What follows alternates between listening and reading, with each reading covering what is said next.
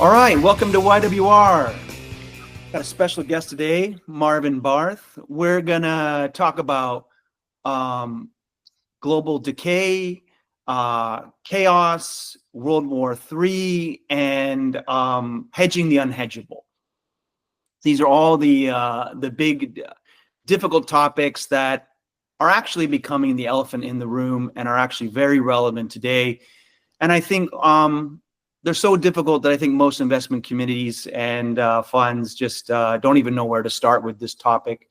And actually, fortunately, we found Marvin, who's done incredible work on this. And I've spent the last week and a half talking with him and reading his work on this, and it's amazing. And so, Marvin, welcome to YWR. Well, it's my pleasure, Eric, and thank you for having me on. And I've enjoyed our discussion so far, so I'm looking forward to this.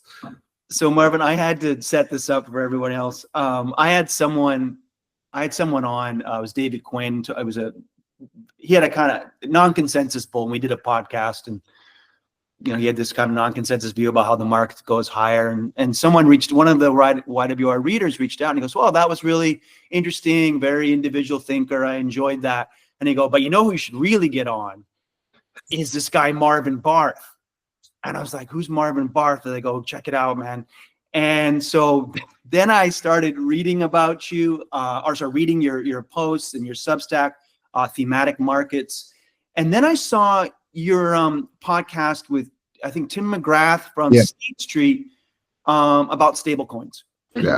And I was like, "Oh God, this guy is really." I love it. I love how he thinks. I love your work and everything you were thinking about stablecoins. And so that kind of, I was like, wow, yeah, he would be a great fit. And you've written about a lot of things. But first I want to, let's introduce yourself, because I think you have a great, a really amazing background in terms of the different institutions you worked in, and also that it's a mix of both educational or like institutional, but government, but also you've been in the macro world, so how that, like kind of all the sides of the, all the players. So do you want to just tell us your, kind of your quick? Well, I think I need to hire you for my advertising, because that's literally exactly how I describe myself. Is that my sort of advantage in the world, as I see it, is that I have looked at the world from so many different perspectives that so few other people have. So, yeah, I'm trained as a PhD economist. I was trained to be an academic, but, I worked in the Fed, I worked in the international market section. And so, I was covering global financial markets there, reporting to the board in written reports every day. I was briefing the board at least once a month. Being the direct first line of defense in terms of what's going on in the world. I've also worked at the BIS, so I got to see how other central banks in the world looked at how an international institution operates. I was the chief economist for international affairs at the U.S. Treasury Department, so I was the primary advisor on foreign economic policy to the United States government and on dollar policy. Wow. And then, of course, I've worked across markets. I've worked in pretty much every single asset class, on the buy side, on the sell side. I've even, unsuccessfully launched my own macro hedge fund. We celebrate that, Marvin. Well, it's always a learning experience. It's one of the things where you learn the difference between managing risk and calling the market. Those are two different things. I don't think enough people realize how big that difference is. But it was a fantastic learning experience for me. That's why we want to talk to you. You're not just a policy wonk, Yeah. So that's what I bring to the table. Is I have seen the market from literally every different direction, And so I see things about what's going on that I think a lot of other people miss. Yeah. And, you know, while I do have a very strong quantitative background, I tend to focus on trying to use economic theory and my understanding of how different policy institutions and market institutions operate to forecast what's going to happen in subjective terms. And I think that's very important in the economic environment we're dealing with right now. And Marvin, two other similarities we have. I think you did your PhD at Berkeley in economics, right? So I was an undergrad at Berkeley. I did my PhD at UC San Diego. Oh, wow, even better. And then so basically, it was great for surfing, I'll tell you that. Oh God, I think that's one of the best cities in the U.S. But basically, we both lived in California, and now we're both in London. So I just thought it was a funny kind of coincidence that we had that same journey. So Marvin, I've said I had to actually, I've read so much of your stuff. It was really a challenge to try and chart a path forward on this. But I had outlined kind of my thoughts, and I wanted to start. So just to kind of get us to the end game. So I think one of your big, there's so many big things, but a big one, a meta theme is global entropy. Yes. And that a lot of the post-World War institutions and economic relationships and how we're all used to seeing the world and how it has played out and the volatility around that and the returns and the asset allocation may be abruptly changing. Yeah. And it may be a lot more fragile than you think. But I think you'd say that you just this has been underway for decades. Yes. And do you want to, before we get into China and Russia, do you want to say kind of like the meta themes that have been kind of nibbling away at this order and kind of why it's been fraying over time? Yeah. So look, a lot of people will talk about the breakdown of the quote rules-based order or the post-war liberal order, and I have a theme, and all of my research is around specific themes. And one of the big themes is this one of global entropy. This idea that it's natural that any type of order tends toward disorder. That is the natural state of the universe. That's what entropy means. That's what physicists use it to describe what happens in any type of physical structure. You build a building, you leave it untended, it will fall apart. That's entropy. And we built this amazing order in the wake of World War II. But unless you tend it properly, it's going to break down. And, I think it was tended properly for a long time, but I think one of the things happen is that people start to think that this is permanent and this will never end. And that, the West would always be on top. Well, the rest of the world wasn't so keen on that idea. They signed up for our institutions when the US was the most powerful country out there. And it was also the only game in town in terms of its economy. But as those things start to erode through time, particularly on the military front, of course, that system that was entirely dependent on the US being the world's policeman breaks down when the US no longer has the capability to be that policeman.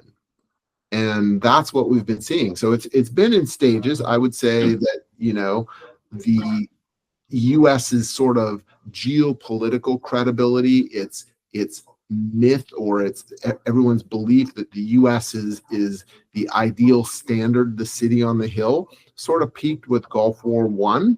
Yeah. That was massively eroded during the Clinton administration and certainly the Bush administration. There was a huge loss of US prestige through both of those. I think militarily, it was clear that the US military peaked relative to all its peers in roughly the second Gulf War and the Iraq War. And you started to see increasingly different adversaries, whether they were non-state actors like ISIS or peer states like China, start to develop asymmetric capabilities and try and confront the US in ways that were not where the US had a clear advantage. And the crucial one there is really China, in terms of they effectively have redefined warfare. And I think, this may be a controversial statement, but I think it's very clear that China has been at war with the US for at least 30 years. They've been in an active state of war. They just define war differently. It's not just kinetic action, that is using your military. It's using, economic means. It's using lawfare. It's using information warfare, all of these things. There has been an active strategy to undermine the US's ability to undertake war. And we're seeing that today in terms of, you have a, instead of, these limited conflicts against poorly funded terrorist organizations, you now have interstate warfare taking place in Ukraine, and also in Israel, Iran. And what is the problem the US is facing? It can't produce weapons fast enough. Why is that? Because over the last 30 years, the US allowed its industrial capacity to be degraded purposely by China, that has shifted most of world manufacturing to China. China is now responsible for 40% of world manufacturing. That wasn't an accident. And by the way, it's not because of cheap labor. It's all because of industrial strategy.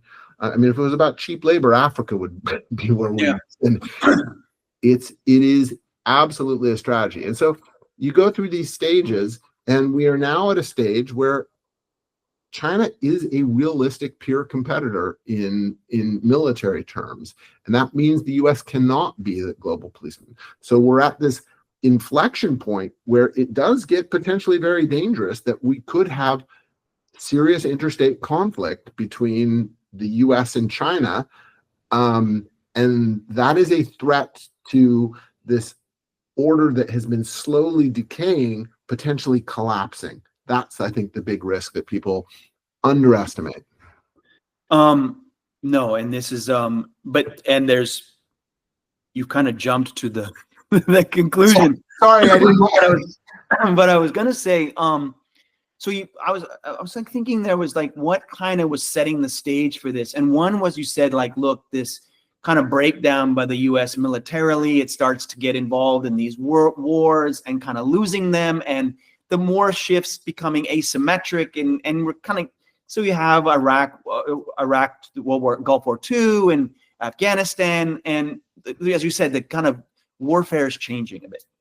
A second one that you write about, which I thought was very interesting as well, is like on the global playing field of, where kind of countries are aligning themselves, and in China and Russia vying for influence, that some of these cultural things, and I've done a lot of work in Africa, and you wrote about Uganda, for example, and just that, like, recently, I see it more with Europe than with the US, but is this pushing of Western values tied to financial aid? Or, you want to deal with the World Bank, well, then you got to recognize ESG was a big one, right? And kind of this, I see with Africa, often they question, like, wow, you want us to jump right to renewable energy, but, we've got these oil reserves we'd like to monetize. And by the way, isn't it hypocritical that you, Norway, are telling us after you've made $1 trillion how we're supposed to not make any money off our oil, but you were allowed to, and we've got to do wind farm. And so your point is that, and I thought you said nice thing, that we kind of made this assumption, and we've increasingly been pushing Western values into the emerging markets, and there's a little bit of a resentment at that around that, and that actually China and Russia have been playing that up pretty well as just driving little wedges everywhere. Again, just kind of fracturing the post-world liberal order, as you said. Yeah, this is a huge bit. It goes back to what I was saying about, you built this house, this edifice, the post-war liberal order, and you didn't tend it well, so it started to fall apart. And part of that is that you thought you had the nicest house on the street, and everybody wanted to live in your house. And actually, that's not true, because some people have very different tastes and very different values, and they don't like your house laid out the way it is.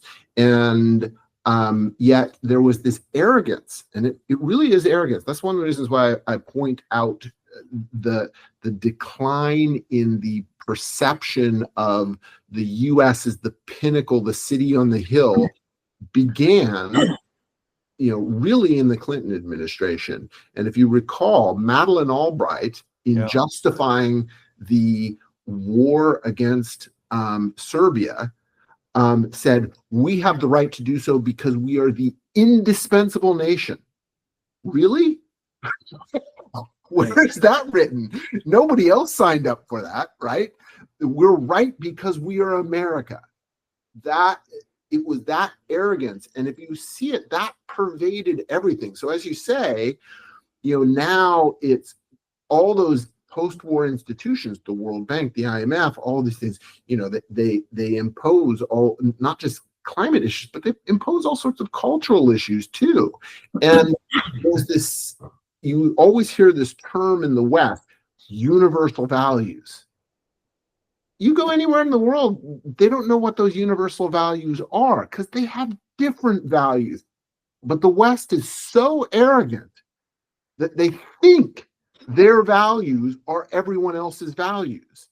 And while you were the biggest military and biggest economy in the world, people were willing to humor you in that. When you no longer are, and to exactly your point, when China is coming out and saying, hey, we'll give you a development loan, and we really don't care about your record on democracy or human rights or your views on sexual orientation or anything like that. We just want your commodities, and we want to trade, and we'll give you a loan for this.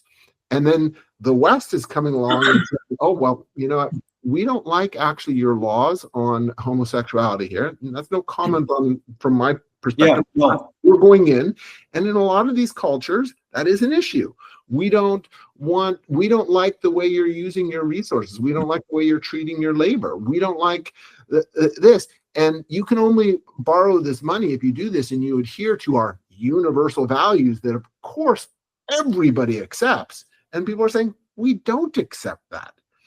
And so this has basically opened up the door for countries like China and Russia to come in and make inroads commercially and, most importantly, politically in many of these countries. And it really is a values and cultural warfare. And that's what I mean about the whole China's unrestricted warfare has been about opening up fronts that we don't usually think we compete on.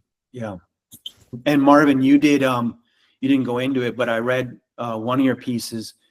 You went into enormous study. There was some economists, or I guess, had done a study on values, and you were pointing out mathematically actually how far most countries are on a lot. Like, these universal values are not as universal, or the amount of countries that accept them as universal values is a lot narrower subset than you think. Exactly. And we're actually so there's a massive data set called the World Value Survey. So they go out and they interview, I think, total number of interviews is something like 90,000 interviews around the world, and they're face-to-face interviews, and they ask them like 300 questions about how you feel about all different types of value issues on things.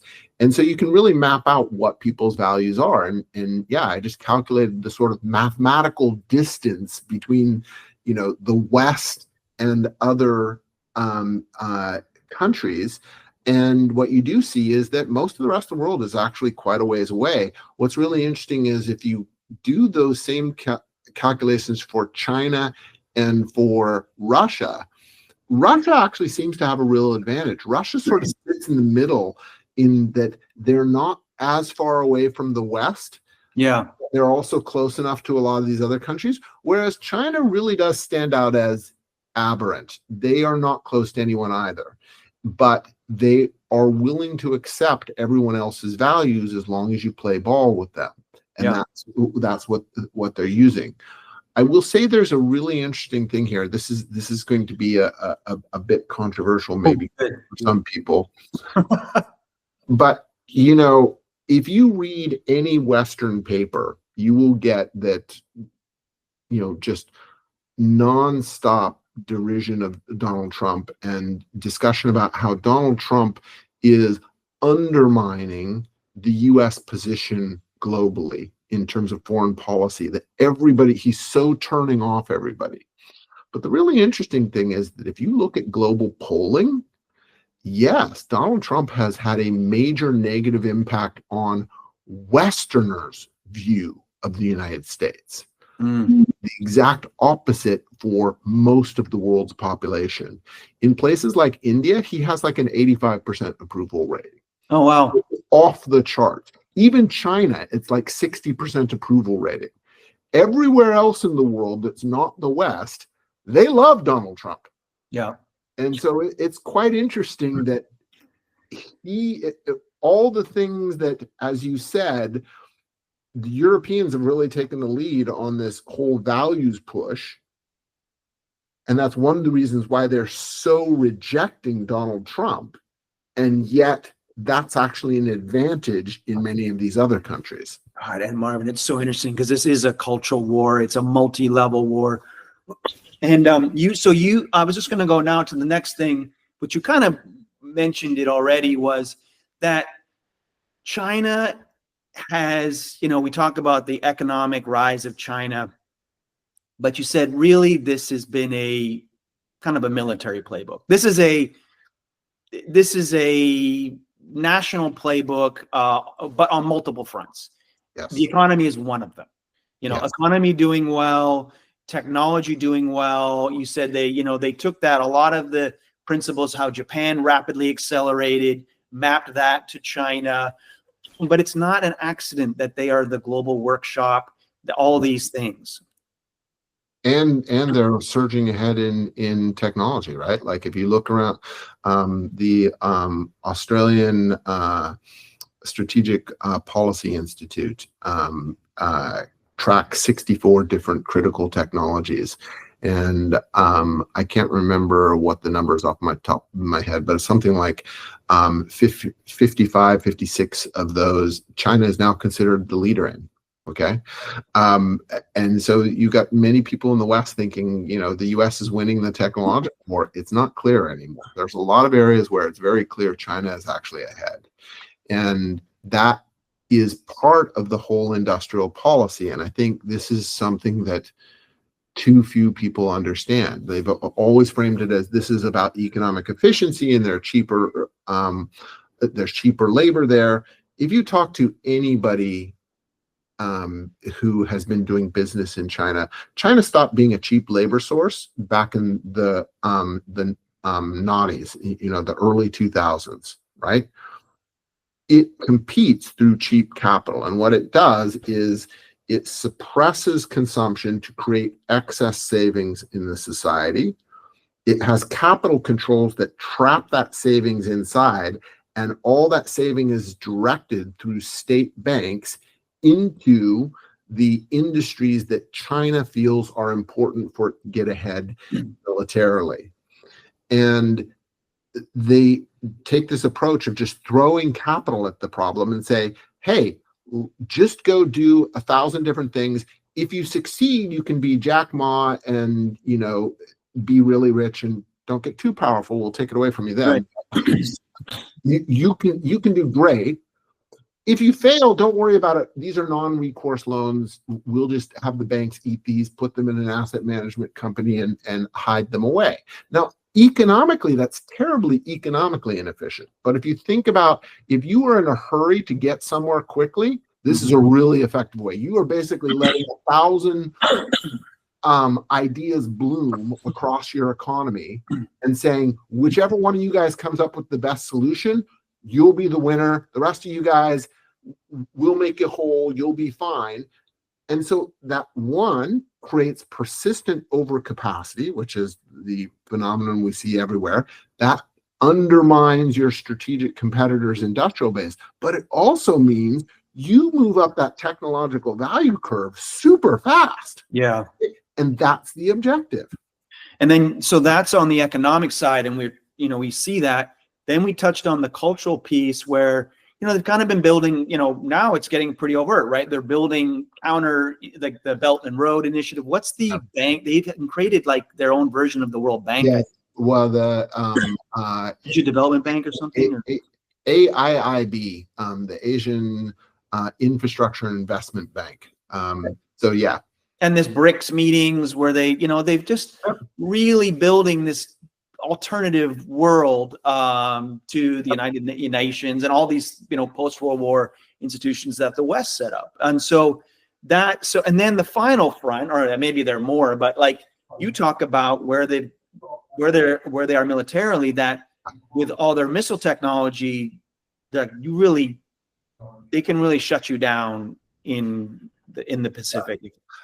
I think this is one of the things that is really not understood well enough, that if there were a war over Taiwan today, the US loses. It's not even a question in my mind.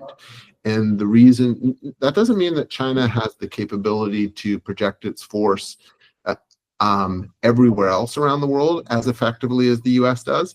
But in the Western Pacific, they have absolute overwhelming dominance from land-based missiles that are increasingly precision missiles, have hypersonic re-entry glide vehicles that we would struggle to shoot down, which basically means that any large surface ship within, say, 2,000 miles of the coast, and that, that, by the way, gets out to Guam, the second island chain, any large surface ship they can take out.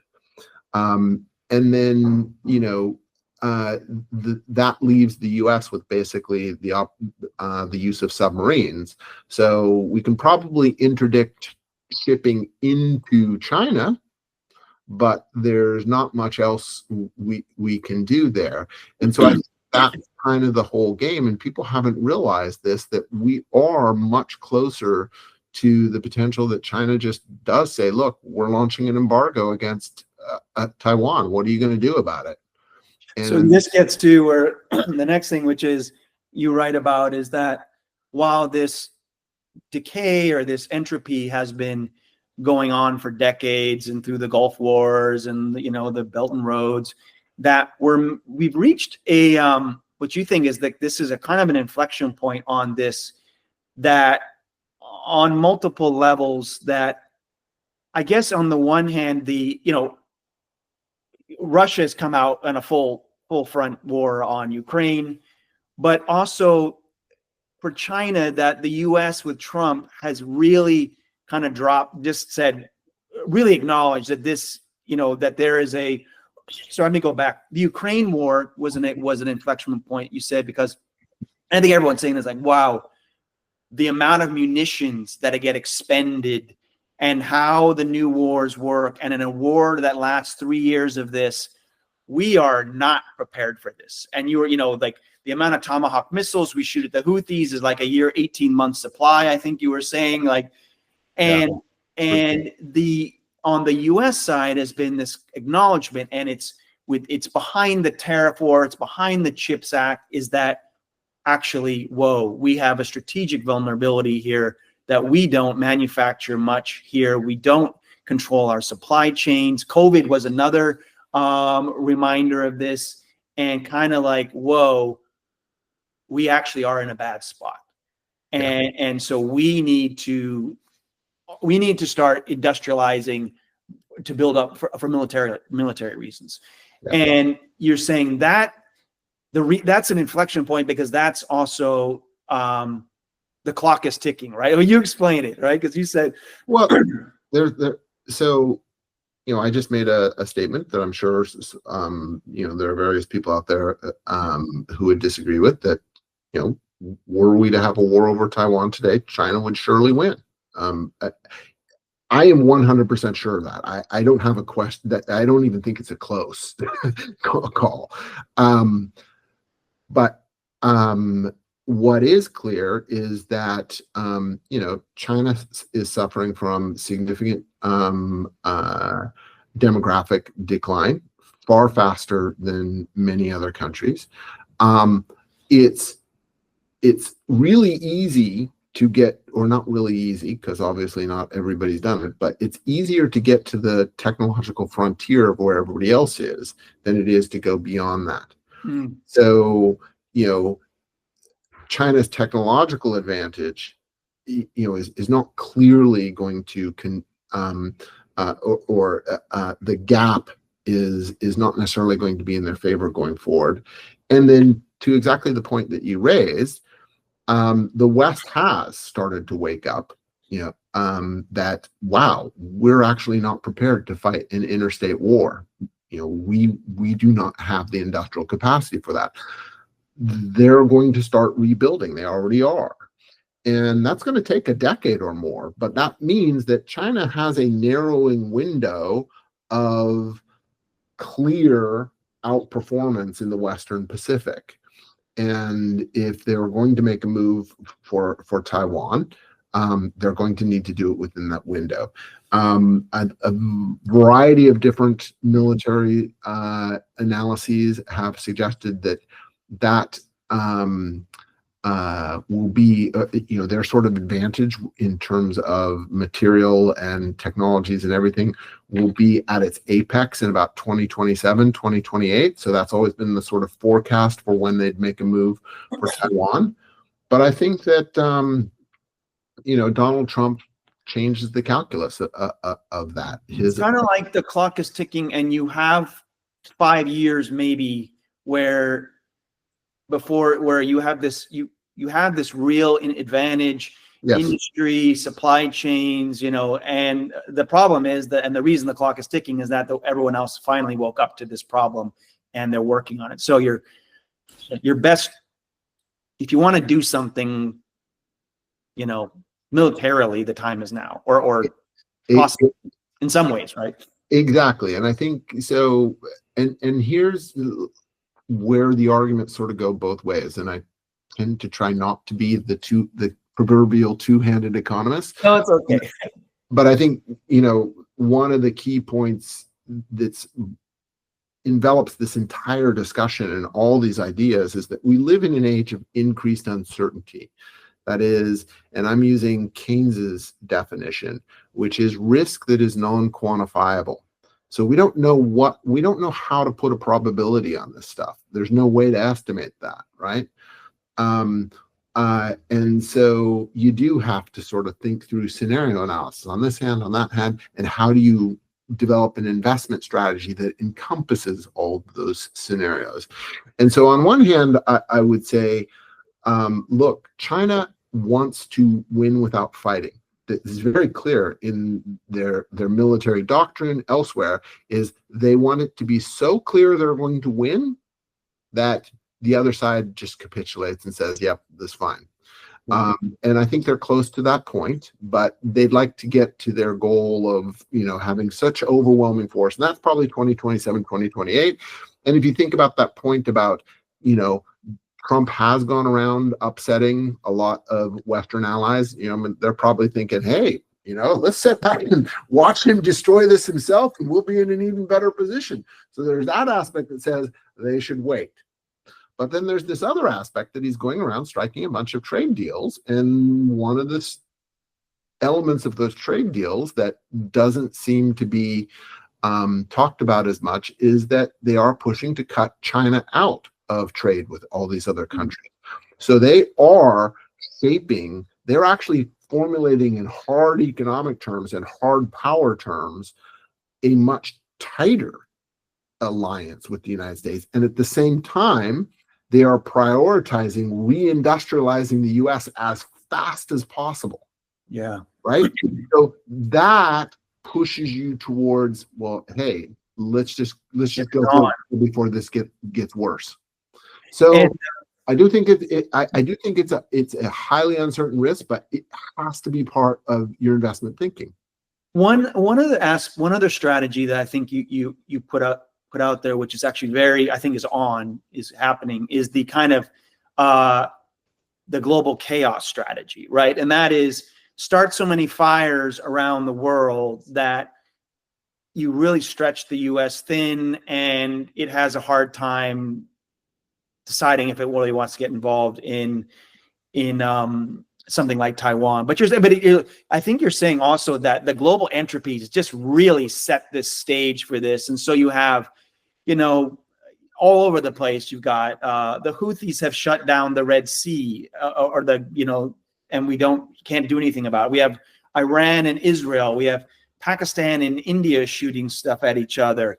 North Korea, South Korea is always bubbling around. And the more, as an investor, you could be, and I think your point is that Russia and China behind there are a little bit pushing the buttons and not minding, kind of would love to stoke more of these things. And especially maybe if they could get one going in South America, get something more in the Western hemisphere. But all these things. Outside of Venezuela, right? And right. Dispute with Guyana. So you're like, look, as an investor, this is the Taiwan one is a mega one, and it's hard, but part of the prelude is we might have a lot of disruption going on. Well, and this is one of the pieces I put out for free. So occasionally I put out free pieces at thematic markets that I think have a large public policy influence, and one of them, that I wrote right after the October 7th attacks in Israel was this global entropy piece, explaining how this all fit together, explaining those cultural differences, all of that. And the precipitant for that was this October 7th attack, and wow, they are opening up multiple fronts, and they are trying to purposely tie down the US in multiple places. And while there is definitely actions between China and Russia together, I think you have to recognize China is doing this with Russia. So I guess it was 2 weeks ago, something, a Chinese high representative was meeting with Kadia Kallas, the foreign minister of the EU, and they were talking about the Ukraine, and the EU was bringing up, we really want you to stop supplying Russia with all these munitions things, and the Chinese response was, we could, if we really wanted to, we could supply them so the Ukraine war would be over in their favor tomorrow. They're holding back. They like the idea that this war is going on more because it's occupying the West, right? So you have to remember there are tensions between China and Russia as well. But absolutely, the strategy is to get the US to commit itself in so many different places that China can then announce an embargo of Taiwan, and the US looks around and says, we can't stop this. We got too much other stuff going on.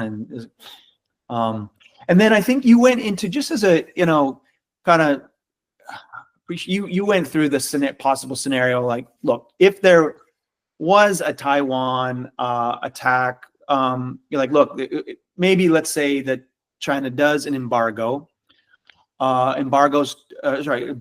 enable blockade of Taiwan, which they, as you're saying, fully can execute. Yes. But then that the retaliation by the U.S. would probably be some greater blockade outside, shut down energy shipments into China and food. But then the rebuttal to that would be, well, if you're going to try and stop stuff coming into China, nothing's going to get to Korea or Japan either. And you're like, look, this issue of Taiwan could spill very quickly into a total shutdown of shipping in the Asia Pacific. 60% of global shipping and 60% of global commerce. I mean, it's a big deal. This would be the whole enchilada, as they say, in terms of in our old California days, and that's why you have to be thinking about it in your portfolio. And by the way, that's if the U.S. chooses to contest. Right.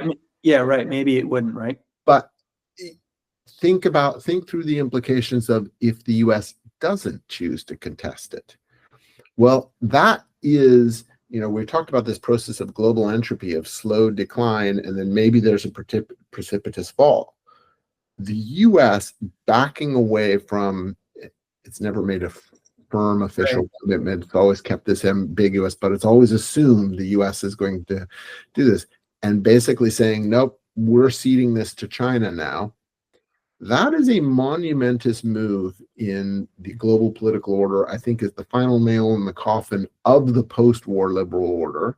And I think really does have serious implications for people's holdings of treasuries, other U.S. assets, because there will be a reorientation of a lot of current U.S. allies in the region towards China, because they're going to say, this is where the military power is. Yeah. And so I was like, I think we're now at that point. I mean, you've just setting that stage for your geopolitical vega that, look, this has been building for decades. Yes. Multiple pieces are coming together. There is already, you don't need the global chaos, that there's multiple data points. Like that is, you can connect the dot. I think a lot of people can easily see the dots connected there. And you have this clock now kind of ticking where strategically China, it might behoove them to act sooner than later.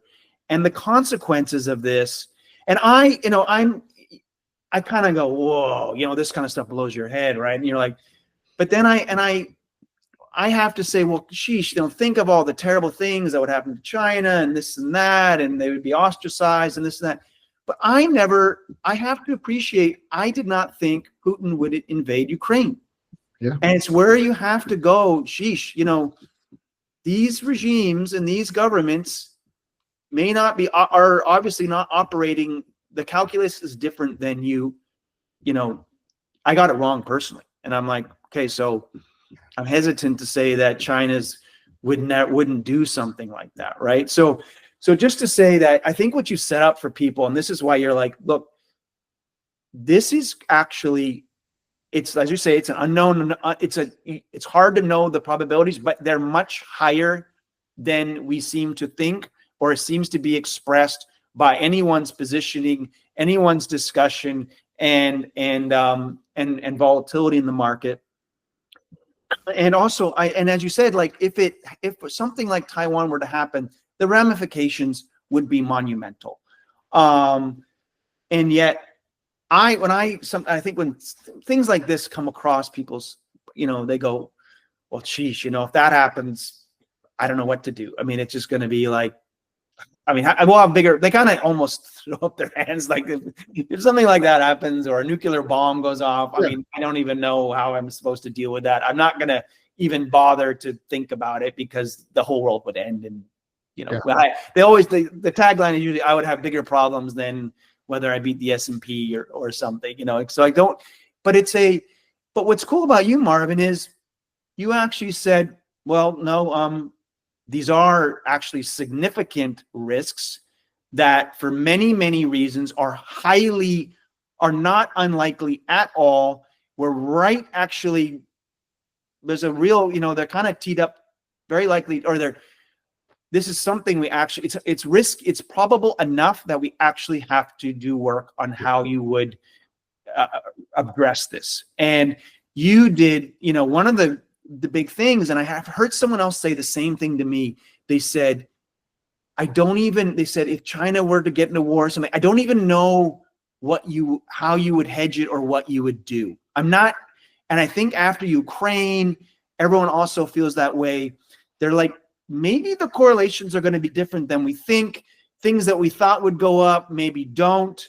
And you did some work that maybe you can describe, like in how you maybe need to hedge a variety of things because there will be surprises. You don't know what's going to happen. You don't know what the correlations are going to be. It's a whole new world. The good news is volatility is super cheap. So any of these things you can, it's a good time to be doing this. Well, so the process is one that I think you need to incorporate as on an ongoing basis if you're an asset manager or an active investor. And that is that you should have, because we're dealing with what I described as uncertainty, non-fundamental or not non-quantifiable risks. And to your point, you often don't know even what markets they're going to move. Or, by the way, remember that you're also dealing with risks you don't even know are on the menu, right? Yeah. So if you and I had this conversation back in December of 2019, and I said, guess what? You know what? 7.5 billion people are going to be under lockdown in 3 months. Yes. You would have thought I was nuts. You would have Yes. said, why did I book this guy? And yet it happened, right? So there are things that are potential that we don't even know about. And that's what's in the nature of uncertainty. So you should always have part of your portfolio as hedging that. And actually right now, because of all of the Trumpian induced volatility, the sort of vol of vol has gone up a lot. Okay. And it's harder to buy the wings right now. So last year I had advocated a portfolio approach. Hey, look through a bunch of different scenarios, come up with what are different things that you think could happen in each of those scenarios, and buy really cheap, long dated, out of the money insurance through option markets. And had you done that last year, you'd basically be able to go on vacation for the rest of the year now, because those things would have paid off. What I mean by this has to be an ongoing process is if someone's listening to this right now, that's going to be a really hard one to replicate right now. There are some interesting things out there that you could do, and we can talk about some of those. But I think right now, because the butterflies, the tail price of volatility is so high, you're much better off looking at more plain vanilla things and developing this strategy that as vol prices come down in the future, you start buying this as an ongoing portfolio process, right? And so, instead, right now, what can you do? Well, guess what? If we were going to have a war, you want to hold the assets of some place that will exist after the war. And I would say the country that is most secure in terms of it will continue to exist afterwards and it will continue to be an important part of the global economy is frankly the US. So people want to talk about the loss of US exceptionalism.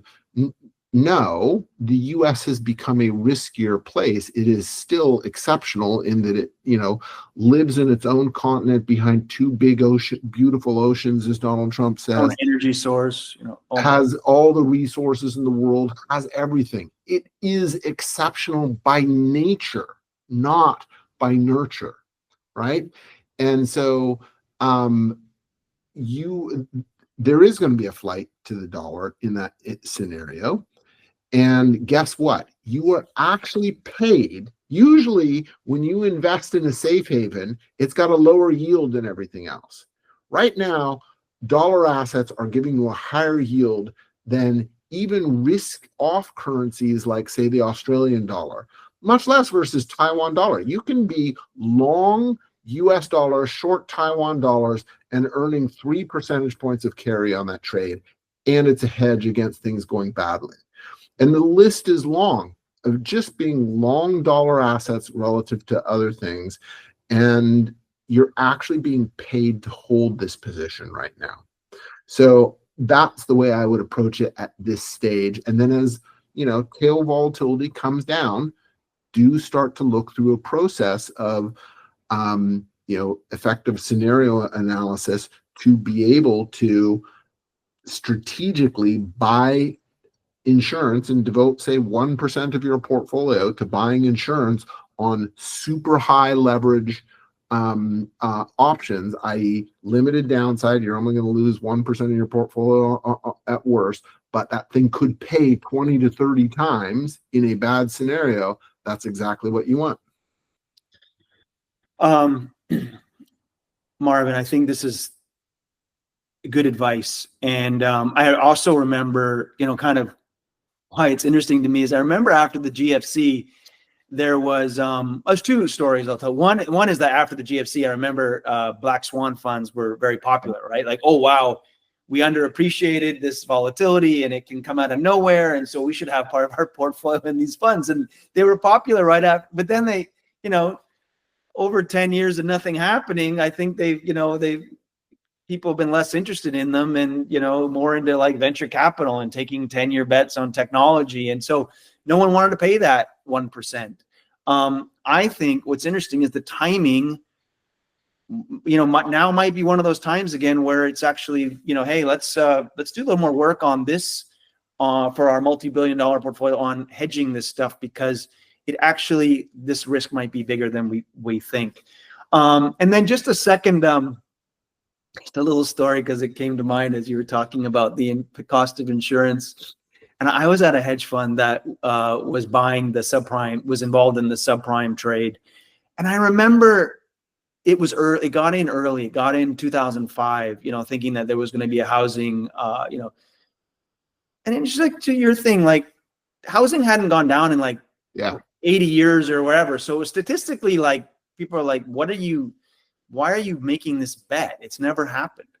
Yeah. And that's a little bit what you're like, someone might say with this, you're kind of betting on a collapse of the post-world order, and you're like this, and the same way people like these real estate options were kind of underpriced, that actually this seemingly statistically impossible thing was actually the setup had been building for it actually to be quite likely.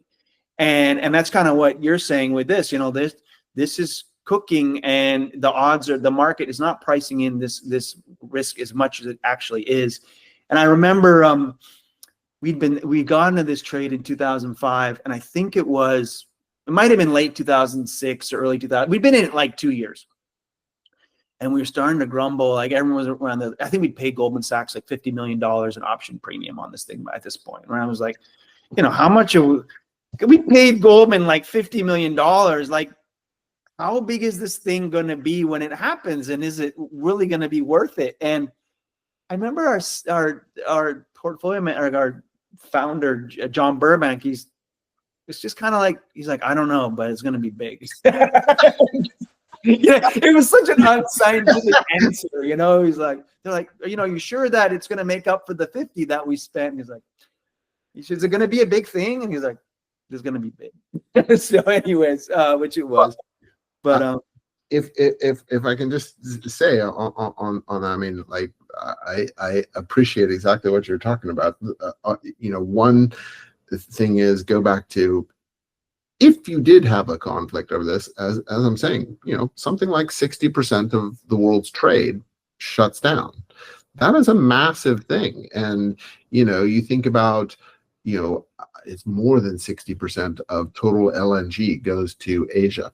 So stop. So one of the few option trades I do think exists out there is actually, surprisingly downside in natural gas futures in Europe and the US, because if all your Asian clients are shut off to you, guess where all the natural gas in the world has to go? And so you could actually get negative natural gas prices in the Marvin, that's so counterintuitive. Exactly, but this is the type of stuff you have to be thinking about. And so the point is, I don't know how big it's going to be, but it's going to be big. And a lot of counterintuitive things like that are going to happen. Oh, by the way, who's been buying all the gold in the world? It's really only one central bank. It's China. So if they now need to use that as liquidity, is gold going to do what you expected it to do in that scenario? I'm not sure it does. It might, but I'm not sure it does. And then the other point I'd touch on is exactly what you said. You're talking about the breakdown in the world order that we've been living with for 80 years now. And I would just point out that we do have these inflection points roughly once a century. So the Napoleonic Wars, or the French Revolution more generally, was a massive inflection point in global markets. That was, 1792 through 1814. Then you had a relative period of stability in global markets because of the Pax Britannia, that provided freedom of navigation to the oceans, created globalization. Like everything you talk about today existed in the 1800s under the UK. In fact, I think actual global trade as a share of GDP was even bigger then. And then you had 1914 to 1945 interrupt that. Well, guess what? We're about a century through this. You should be thinking about this, to exactly your point about you think about these things at exactly the wrong time. Now is when you should be thinking about this. Yeah. Marvin, that was fantastic, and I think super useful for people, and I hope it kind of just gets the conversation going, at a lot of investment committee meetings. And you're a great person and I want to say again, your Substack is Thematic Markets. I have been reading it for like the last 10 days. There is so much material there.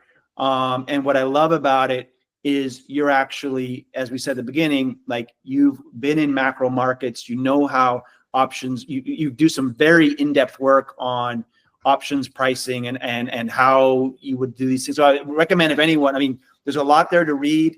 There's the setup and global entropy. There's about the dragons. There's geopolitical Vega, where you start to talk about how you might build an options book around this. And then, of course, so just, I'd say, read all of that, but then obviously get in touch with you if it, trying to do these options books like more than I could do.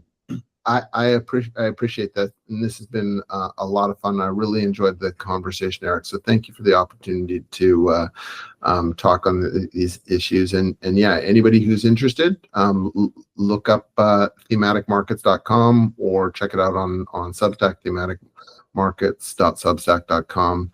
I do also have a free. It's not my research. It's basically all my sort of contrarian ideas that I don't have time to research end up on a publication called Seriously Marvin.